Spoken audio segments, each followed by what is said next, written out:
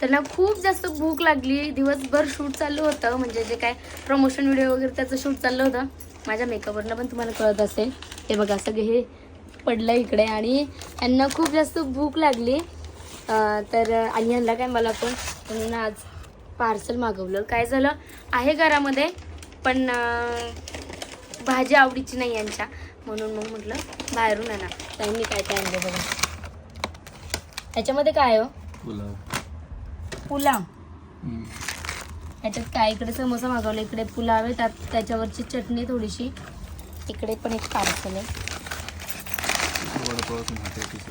गो हे तर मी ना एवढ्या वर्षांनी खाते ना. लहानपणी ज्यावेळेस मी हॉस्टेलला राहायचे ना, लहानपणीच राहायचे ना, तर त्यावेळेस 10 रुपयाला का 8 रुपयाला भेटायचा हा पॅटीस. एवढा आवडायचं मला, एवढं आवडायचं ना. वर्षातून मी तर 1-2 वेळाच खात असेल, पण एवढं आवडायचं असं व्हायचं किती खाऊ किती नाही. आणि तेवढे पण पैसे नसायचे. ऐक माझ्या तोंडाला पण पाणी आलं, इतकं छान आहे. आता ह्याच्यात काय आहे आल्यापासून विचारते. ह्याच्यात काय?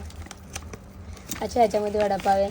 बघा ना, हेल्दी नसतं हे खायला, माहिती आहे मला, पण काय करणार, भूक लागली. त्या मागच्या गोणीतनं कांदा काढा एखादा ह्याच्यासोबत खायला.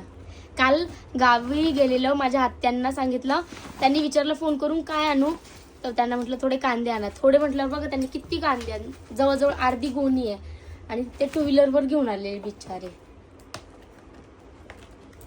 आता ना एवढं माझं खाऊन होईल तर ते सोडायचे नाही.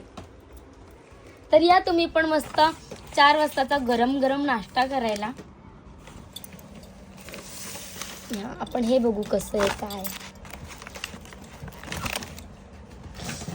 अहो खाऊन दिलंय कोणीतरी काय.